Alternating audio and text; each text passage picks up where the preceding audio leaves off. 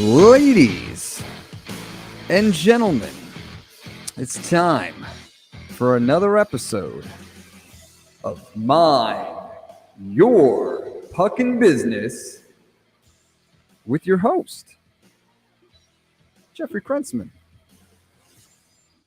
Thank you, Dougie Sticks. Good morning. How are you? Good morning. How are you? Great. I am good.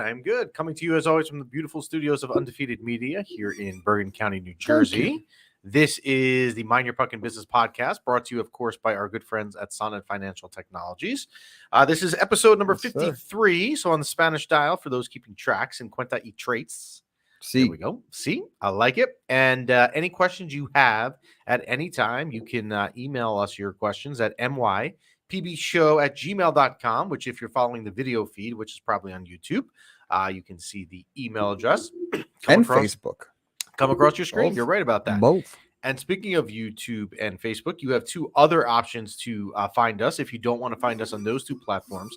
And you can always find us on the other two, which are Spotify and iTunes. We're everywhere. We're everywhere. Soon to be on shirts is the rumor going around here. Yes. Big announcement coming up next week. We'll save it for next week.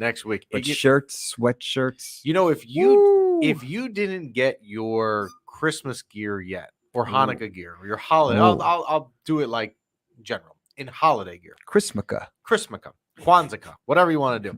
If you didn't get it yet, boy, do we have a last minute gift for you. So that will be coming in the near future. How are you otherwise, Dougie Sticks, today? Can't complain. I'll wait. I got a little story for you. I'll wait for the NFL area, but can't complain. Weekend was good. We got a new drone. That's crazy. Yes. 6K. I tell you, the people here at Undefeated Media today are liking talking about this drone. Well, you mean me? Yeah. Well, you are the number one person talking about. Oh, thank you. I would agree with you on that.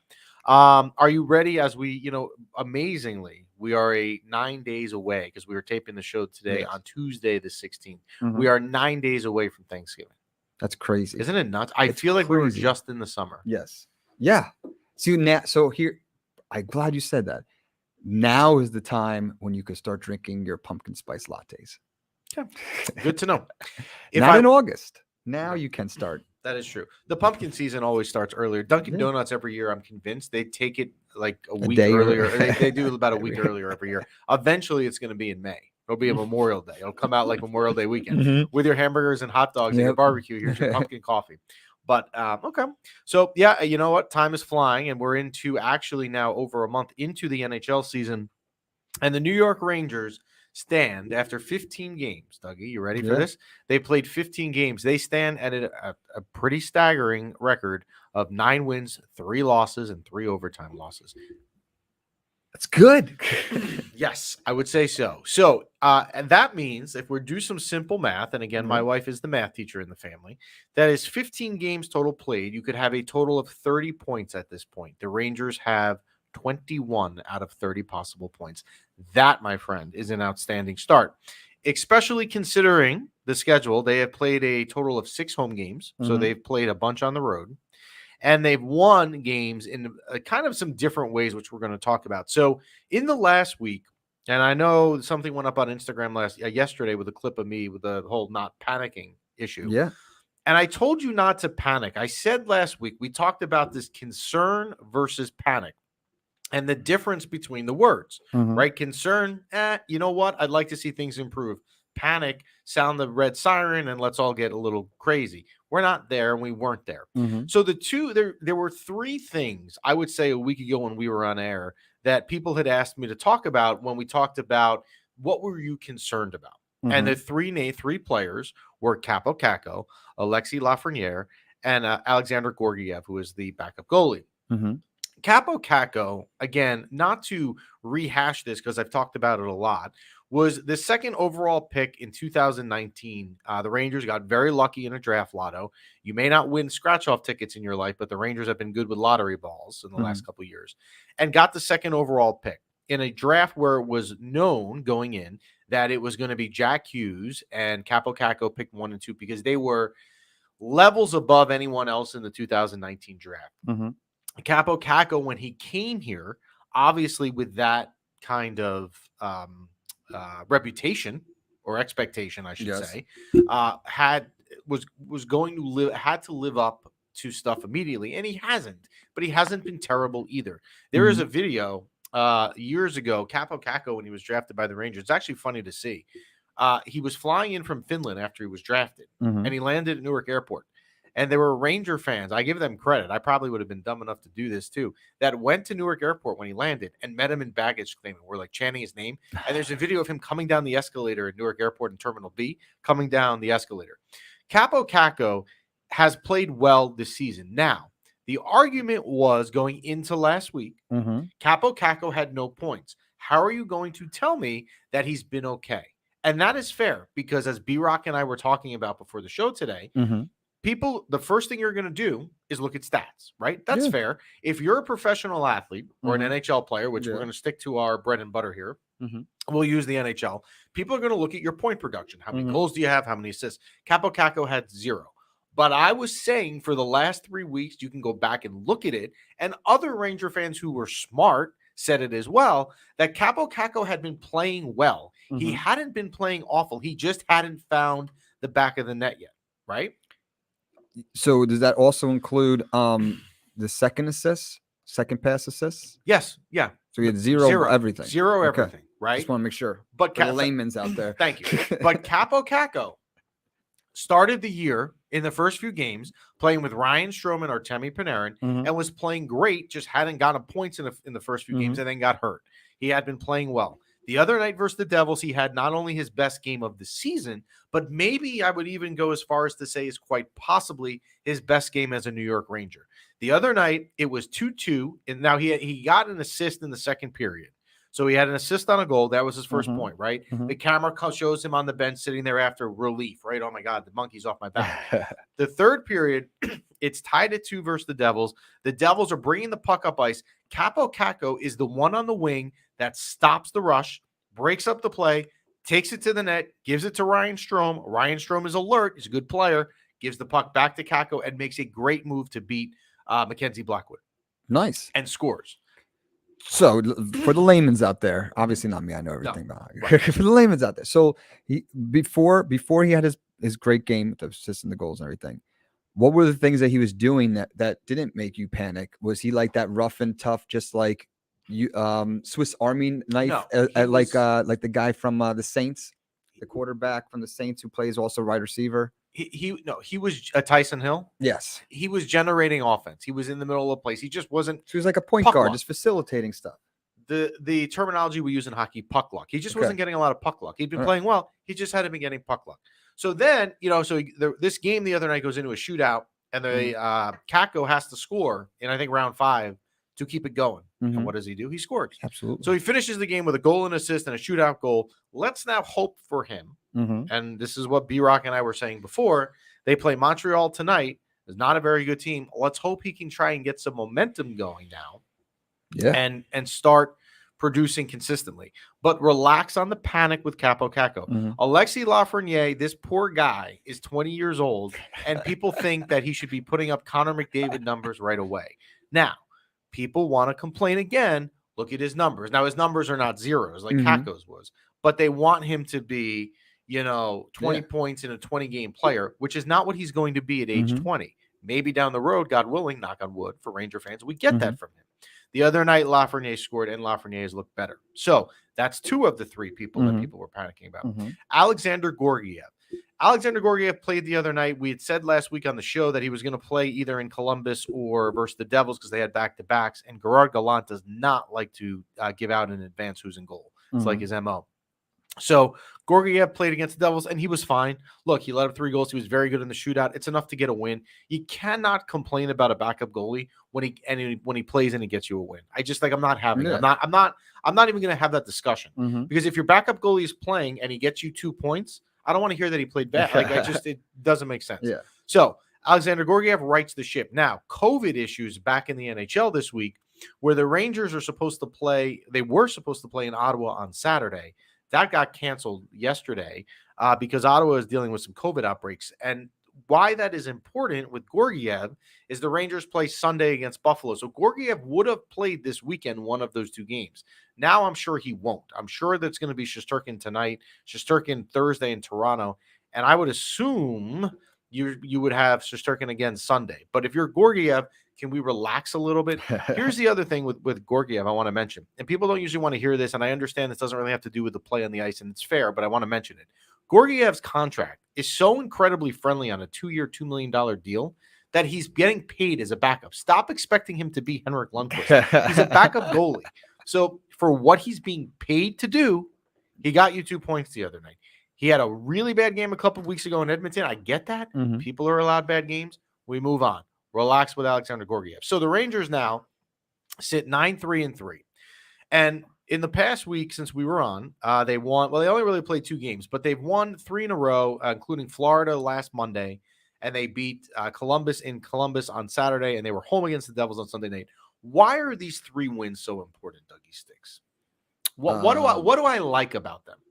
What do you like about the 3 wins? Can you give me another hint? Give me this. Give me the wins again. So they beat Florida last Monday. Well, Florida Panthers are doing pretty good. They were right? good. They were undefeated. Yeah. Then they beat Columbus in Columbus on Saturday night, and then they won on Sunday at home versus the Devils. Here's why I like this. Okay. You ready? Yeah. I'm gonna give you the answer. Yeah. They won these 3 games in 3 different ways. Good hockey teams, right? Yeah. Look at the past. Whoever wins the Stanley Cup in the last 2 years, obviously it's been Tampa both years. But teams can adjust and they can win a hockey game in a bunch of different ways. I you have to be more than one-dimensional. So the Rangers now, last week versus Florida, they go up 4-0 against a really good team. Now, granted, you don't like the fact last Monday that they couldn't close the game and they got to 4-3, but they found a way to win. They kind of said, you know what, we got to hold on here in that third period when they were completely under attack, and Shesterkin finished with 41 saves. They found a way to win that game. In Columbus the other day, the Rangers in the first period were so bad that my friend who was watching the game, a season ticket holder, texted me, well, I'm not going to be watching this long because it was terrible.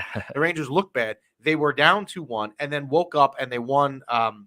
They scored 4 goals in like 3 goals in 1 minute and 5 seconds. So they won a different way, different style. Panarin had 2 goals, right? Then they come back to the Garden the other night.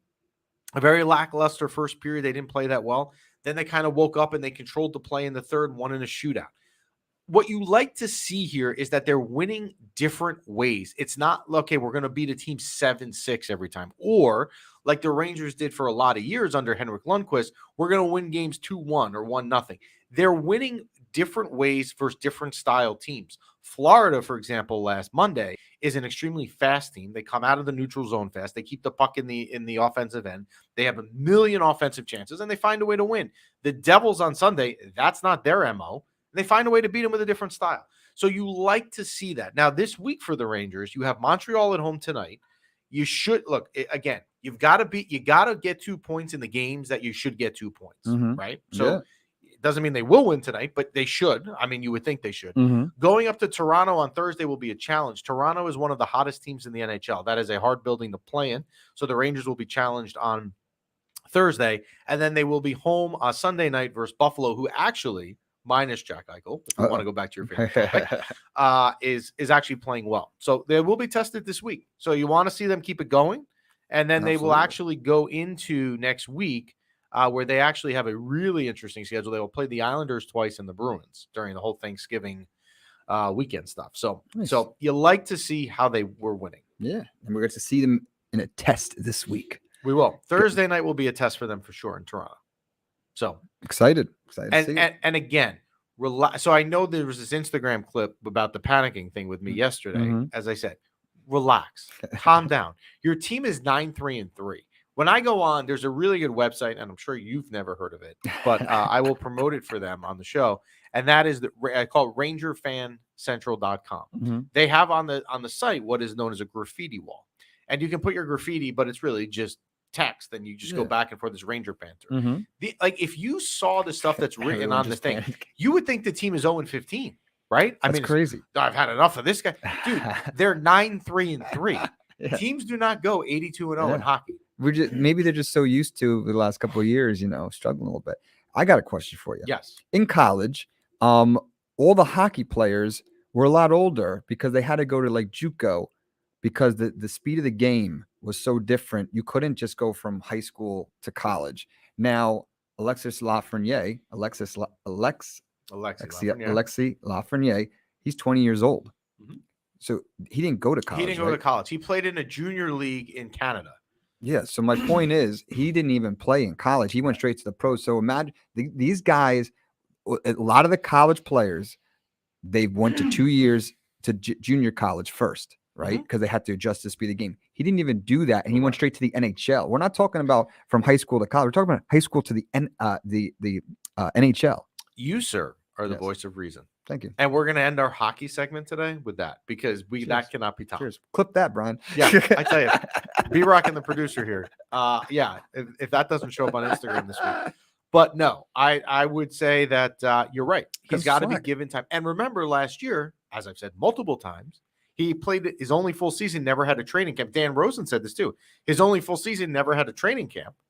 And on top of that, he played a 56-game coronavirus-riddled season. Yeah. Please, give the people time. Lafreniere will be fine. Kako will be fine. Relax, people, relax. So we'll see how the Rangers do this week. Shifting gears to the NFL. Before we bring in Paul, let's run through our picks from last week. So we went into week 10 with a 6-3 record. Yeah. So big week. How do you think we did? This week? Yeah. I mean, I got destroyed last night, so I hope our picks were better than last night. We had a winning week, so we did. So we move our record to 7-3. The ones that we had right, we had the Eagles +3 at Denver. We had that right. The Eagles won the game outright, which doesn't surprise me. The Jags +10 at the Colts. We had right, and we had the other one we had right. Washington +9.5 won the game outright versus Tampa. Now, the ones we got wrong, we had the Jets +13 in Buffalo, and man, were we off on that. I mean, we brutal. We missed that by painful by a hair. Let me tell you, we could have had like +25, and we would have lost that. That was a painful one. And the other one we had wrong, and Paul Farrington will actually appreciate this. We had the Chargers -2.5 at home versus Minnesota, and Minnesota won the game outright. So, before we bring on Paul, I want to let you know, and this might be that Paul might agree with me, and this might be a topic of discussion. I was this close from wearing my Sam Darnold jersey because it's going to be the last time it's relevant. R.I.P. Sam Darnold's career.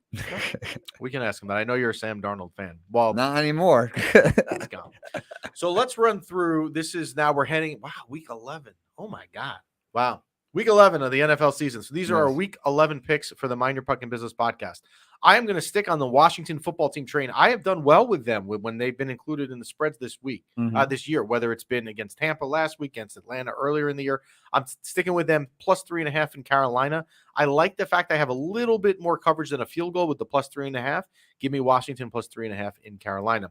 Texans +10 in Tennessee. It's a lot of points. It's a division game. Tennessee is still without Derrick Henry. So that's a lot of points. And the Texans are bad, but they're not brutal. Give me the Texans +10 in Tennessee.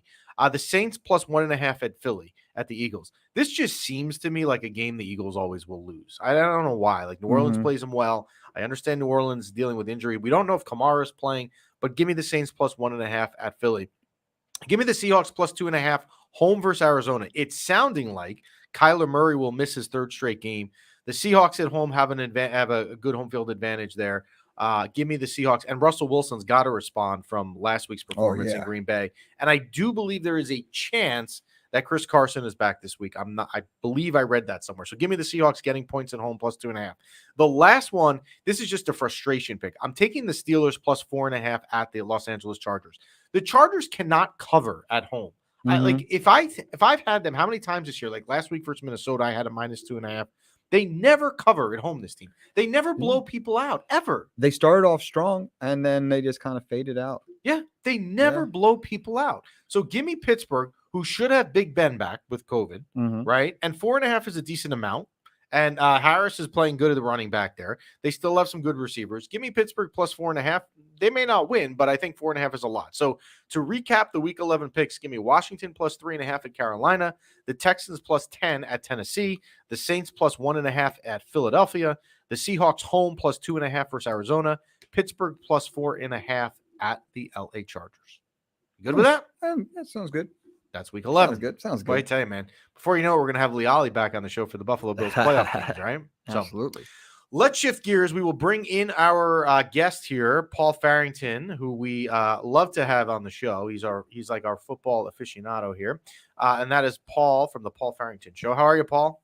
Good. How are you guys doing? We are good. We are good. Now, can you believe you cover the NFL? Does it seem to you that the season just goes so fast every year? Oh yeah, was it week 11? You're saying, right? Like it's crazy. It's crazy. It feels like opening kickoff was just a week ago.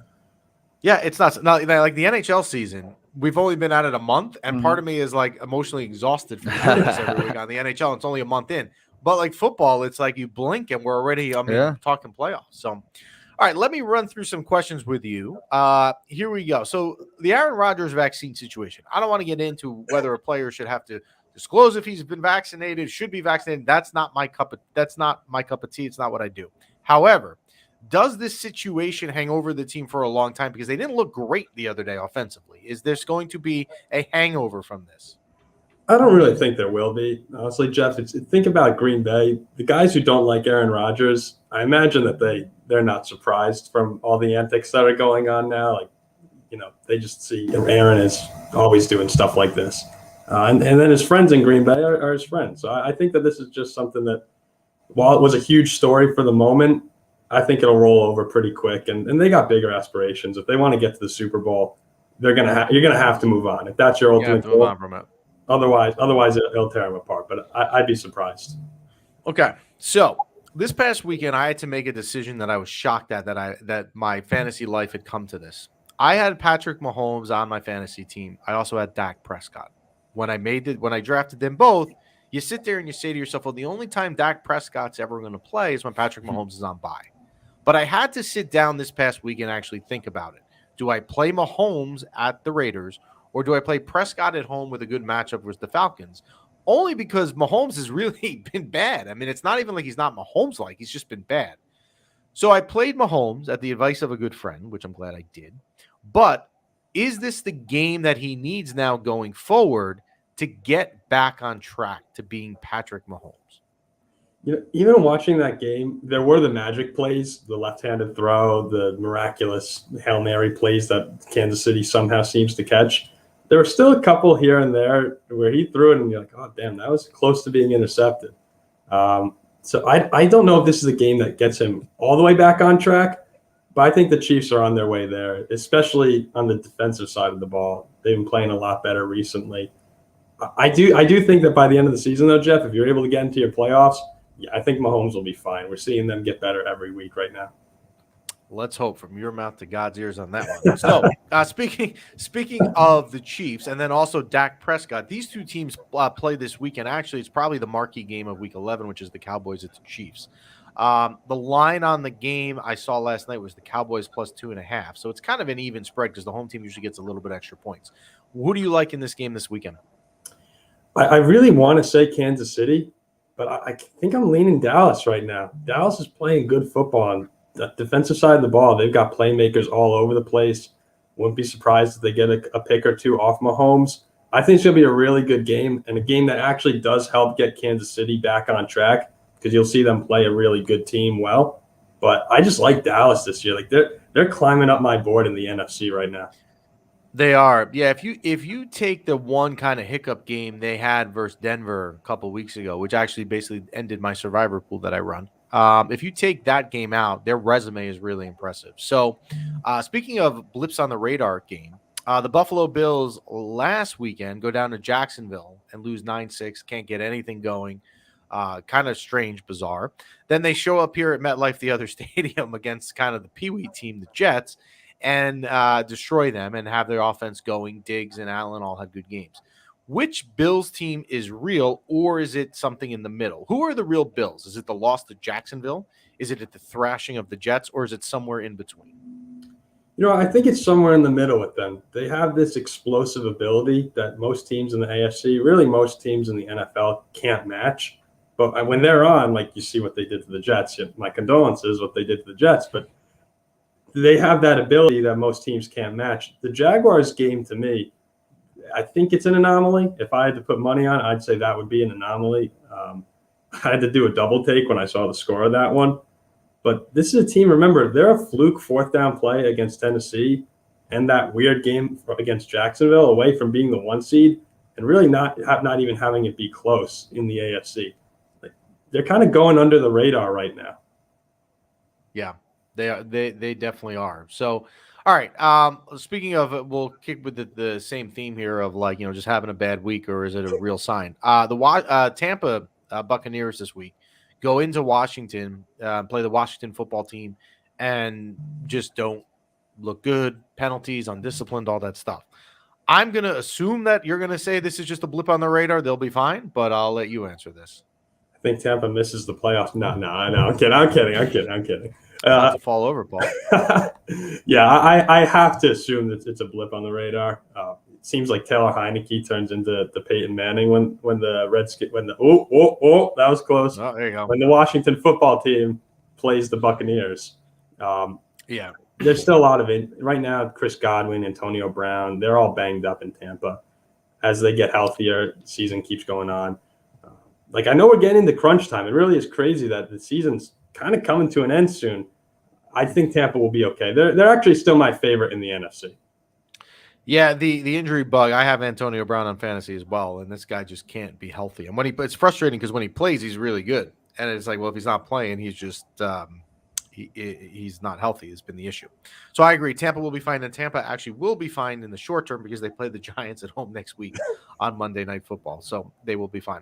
All right. So let's look. We're as you said, we're kind of now starting to turn the corner on the home stretch of the regular season. We're not there yet, but right now, if I had to say to you who's coming out of each conference, who do you like to represent in the Super Bowl? Who do you think at this point is your prediction to win the AFC? I'm going to stick with Buffalo. We talked a couple weeks ago. And, Jeff, you have Buffalo too? Still? Yeah, I do. I'm with you on that. I'm still with Buffalo. I can actually see Kansas City competing for it as they get better. But right now I'm going with Buffalo. Too much firepower. I would agree. And the NFC, did you say Tampa before? Yeah, I'm sticking with Tampa. But Dallas is the one team that's really, really starting to contend for that spot. Yeah, you know what? The AFC, I'm with you in the sense that I think just on paper, Buffalo is the best team. Tennessee eventually, look, the Derrick Henry injury is going to catch up with them. Maybe you can get past a couple opponents here and there, and Tannehill has a good game, but in the playoffs, it's a different story because you're going to be playing better opponents. And I don't know that without Derrick Henry, they can run through, 3 or 4 weeks of play of football without him. And I do think Buffalo is the best team. I do think you're right. Kansas City, I'm not counting them out until they're eliminated. I don't care. I know how good they can be. And I am so, as I said in my picks before, I don't know if you were listening, I'm just so annoyed with the Los Angeles Chargers that I would want to tell you in some ways, you know what, they've got Herbert, they got Eckler, Keenan Allen is playing really well again, but they just can't, they just so freaking inconsistent, and they never blow teams out when they win. So yeah, I'm with you on the Buffalo train. Yeah, I mean the Chargers game, I don't know if you saw any of it, but it was a home game for Minnesota almost. The crowd was heavily in favor of the Vikings. It was a quintessential Vikings performance. To lose would have been merciful on the fan base, but they have to string us along. That's why you knew Minnesota was going to win. Yeah, they have to keep. I actually thought so that game because we didn't have the Giants were off this week and the Jets were a 1:00 game. We had 2 games on at 4:00 hour here in New York, and one of them was the Minnesota at LA Chargers game.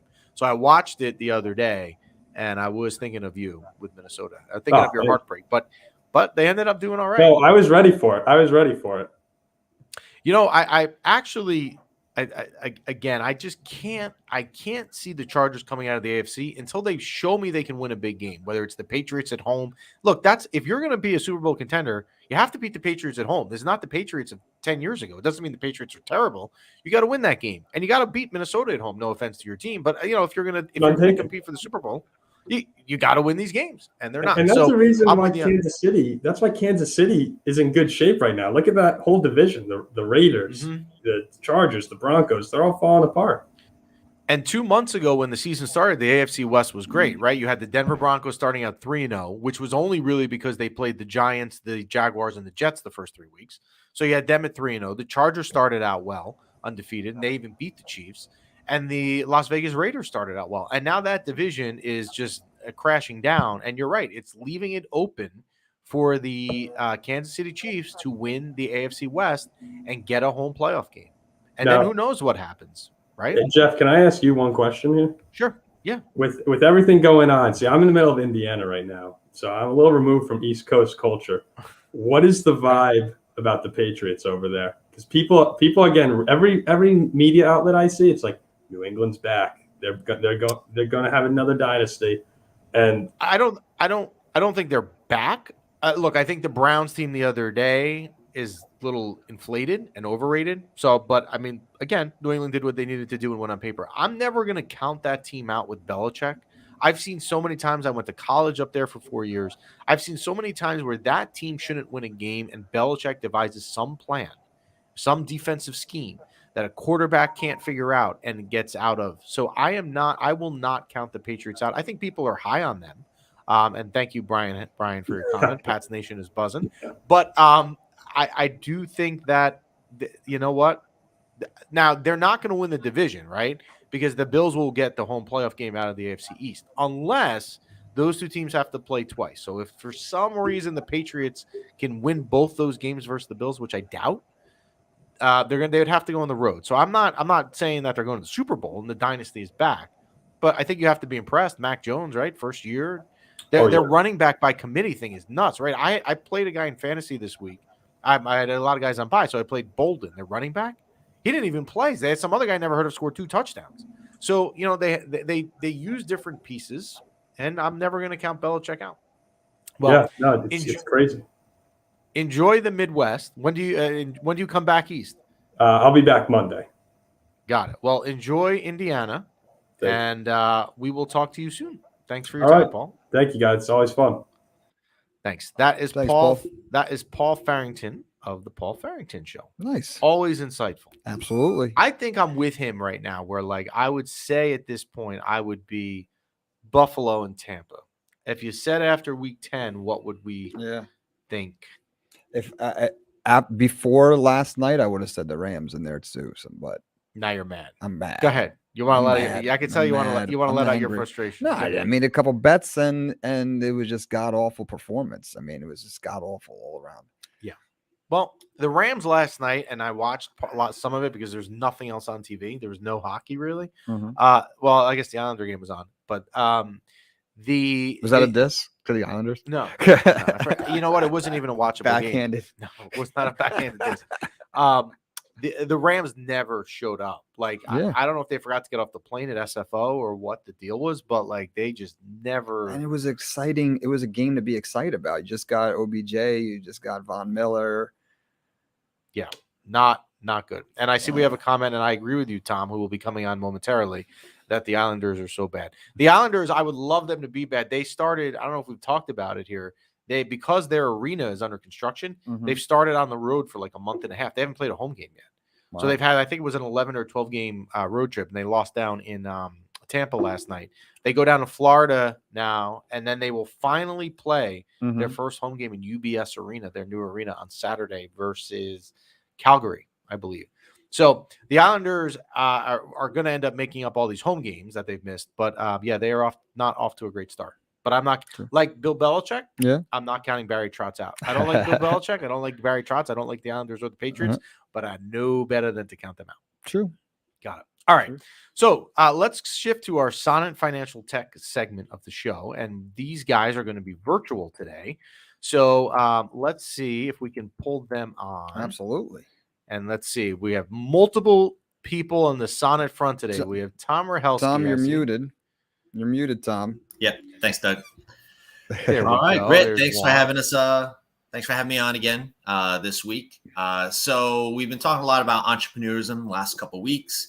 Last week, I had my buddy Joel from Investors Bank come on and talk about business financing and once you have a business plan, how to get your business off the ground. So I thought it'd be great to invite my good friend Steve Fuse from iDesign in Hasbrook Heights, who owns a print shop. And I'll let Steve talk a little bit about his business. But Steve is a great resource for somebody who has a business in place, has a business plan, and you got your funding, but how are you going to get your name out there? And as you guys know, I'm also the president of the Lodi Chamber, and Steve actually helped me design the logo for the Lodi Chamber of Commerce. So I figure Steve can talk a little bit about designing a logo for your new business. So I'll bring it off to Steve now. Good morning, gents. How's everybody doing? All right. Thanks for joining us, Steve. Thanks for having me. So we'll just jump right into it. One of the things that we get asked about pretty often is branding for a new business. Your company's logo has a big part, a big job in needing to convey as much information as possible in a limited amount of time. Research shown that you have about 8 seconds to get the average person's attention. And if you fail to capture that audience in that time, you may have lost your chance at a potential customer. So in our shop, we start out every logo project with a simple checklist to get some basic information from our customers, ranging from what is the product or the service that's going to be associated with the logo, preferred colors, font choices, that kind of stuff. And then we start to go into more in-depth information like targeted demographics, who their competitors are, and the like. It sounds simple enough, but it's important information to the designer, who will spend a few hours doing research and sketching mock-ups. So a few things I always try to tell my clients is to keep it simple. Don't make the logo really text heavy. Avoid trying to explain too much in the logo. Keep it limited to a name, maybe an icon or some type of associated graphic or character, and a tagline. Anything beyond that, and people tend to lose interest and move on quicker than you'd think. You can I've always hated the Johnson & Johnson logo. I always felt it was like too long. You know what? That's such an old logo, and it's so easily recognizable. You even just the PMS 185, the Pantone color, it's highly recognizable. I had people come in and say, "I want that red." It's a very unique thing. Every company has their uniqueness, and that's just one of their things. I guess they have the advantage from longevity because they've just been around for so long. Forever. We've just grown to like it. But I feel like if they were a new startup, they would never have that type of logo. Yeah. Steve, in my non-podcast world, the business that I run, I help people start up a business, and I always talk to them about the importance of getting the logo right, because this is the thing that people are going to see right on the side of your car if you're out and about. And that's the thing that they associate the importance of the brand. So, right. Of course. Let me ask you this. I know nowadays, there's always, cheap sites on the internet that do stuff. What would be a reason why, or give me some reasons why people should, go to an expert like you rather than, kind of these crazy things that you can do on the internet with logos? Right. So, I mean, definitely the end user can go onto some of these sites and create a cheap or even a free logo. But when it's all said and done, the logo will represent your business or your product. So I'm a firm believer in you get what you pay for. And on some of these stock sites, you're limited to the ability to register your logo as a trademark due to the fact that using these stock items that everyone else is also going to have access to, it makes it nearly impossible to have something truly unique, just for you, your brand, your product, whatever it winds up being. So what we do in our shop, everything is unique. Everything is done from scratch. There is nothing stock.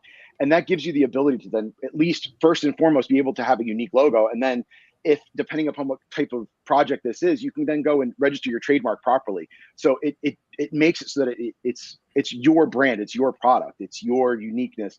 And if you also have, again, if this is going to be a product logo versus your business logo, you can tie all these things and to give it, tie them all together and give it a uniform look and a cohesive look. And that's really something that you cannot achieve when you're doing this on your own, on one of these sites, that you can go in there and play around with. It's a good jumping off point. I always, I'm always accepting of a customer who says, I did this on this site and it's rough, but at least it gives you an idea of what I'm looking for. And that is helpful for the designer at the end of the day. Yeah.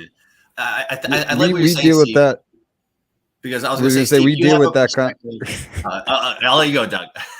All right, we deal with that all the time because we're in a similar industry. So, like, would you rather have a professional photographer? And we don't, we do photography; it's not our bread and butter. But would you rather have professional photography take your headshots, or would you rather your 10-year-old niece with a camera phone take your headshots? Like, there's like a drastic difference. You got to leave it to professionals. Well, the other thing that Steve said, which I think was a great point earlier, is Steve said, look, I mean, these people are going to sit there and do the research, spend a couple hours and make sure they're getting it right. Where I could guarantee you, if you're going to go to one of these sites online, there's no research going into it. So your logo is so important and it's going to be there forever and every day that it's, spend the money, get it right. It's I'm assuming you're only paying for the logo one time. Make sure you do it right. As he says, you get what you pay for. And go from there. So, well, thank you, Steve, for coming on. I appreciate it. And I appreciate you guys having me. Thank you so much. What's the website again? I heard it before. Yeah, what was your website? It's iDesignNJ.com. Okay, Design that's NJ, iDesign. you're on Boulevard in Hasbrook Heights, New Jersey, right? Yep. On we're Boulevard, here. which has a lot of good little restaurants on that road. So I It know where does, you are. yeah. It does. So Thank you so Right much for having me, across guys. I the appreciate your thanks, time. guys. Thanks for coming on. Thanks, Tom. Yeah, And great. that Thanks is- a lot. We'll look forward to being back next week. Thanks, You Steve, for your got it. time. And Thanks, guys. That you got it. Very cool information. You can never underestimate the importance of a good logo. Yeah. 100% Just correct. taking the time and effort in various ways for your business. It's your business and you should act as such. So many times I see people, posting cell phone pictures or doing stuff on social media, and it's like, you don't look like a business. You look like you got a hobby. Right. You got to present yourself like a business. Like the Undefeated Media logo, right? Absolutely. Top Or the notch. Mind Your Pucking, you can see them both on the screen. Mind Your Pucking. Yeah. And the Mind Your Pucking business logo, I don't know if we ever talked about it, has Yeah. actually changed since day one. I like it better now. It looks Yeah, good with the hockey yeah. stick. It looks So it's like a hockey stick and a boom mic. yeah, I like it. I like it. Yeah. I like it. Anything else from you today before we wrap up episode number 53, sir? R.I.P. Sam Donald's career. You were, as you kind of are a Jets fan, you were more on the Sam Darnold train, I think, than the average Jet fan. Not that there's anything I wrong just with think that the head offices and the way the NFL thinks right now is way off. How they just think that their whole season's going to be dictated by their quarterback. It's a team game. And Sam got traded to the Panthers. He had a couple good games. And now they just brought in Cam Newton, and Cam Newton is getting all the first string snaps this week in practice. And as you saw if you watch the highlights, Cam scored a touchdown his first play as a Panther and started screaming, "I'm back." So sorry, Sam. I was good. I was this close from wearing my Sam Donald Jets jersey, because it's the only time it will ever be relevant and able to be worn. It's I think we should do, and it would be easier for me than you, but I think we should do a Jersey Day one. Like, I'll wear one of my Ranger jerseys, which I've done before here. Sure. And I think you can do, like a jersey of your choice. We'll do Jersey Day. Sure. For the future, and from now on, I'm only buying jerseys and I'm getting my name put on them. I'm not buying other players' jerseys anymore. I'll tell you that much. I don't like, I don't like when I go to Ranger games and I see like someone will have number 11 and their last name on it. You don't like that? No, I've never been a fan. I've never been a fan of people putting their last names on jerseys. I'm putting mine on. I'm not going to have this problem anymore, because every time I get a jersey, it doesn't pan out. You fixed it. All right. Well, that's a wrap for today. Thanks for tuning in. You can, why don't we pull up? I think we see on the screen. Can you go back to the comment section, Dougie Stick? I think we had the contact info for Steve down at the bottom. We put it up. We did? Okay. But there it is again. So you can, thank you, Steve, from iDesign Printing and Copy Center. And you can reach his website right there up on the screen for those following the video feed of the show. Any email questions you have for us, you can always send them at any time to mypbshow@gmail.com. We do check that. Almost every day. But nice. I do make sure before we go on Tuesdays that I'm looking at it. So you can send it. We will see it. And other than that, I think that's a wrap for today. You good, Dougie Sticks? I'm always good.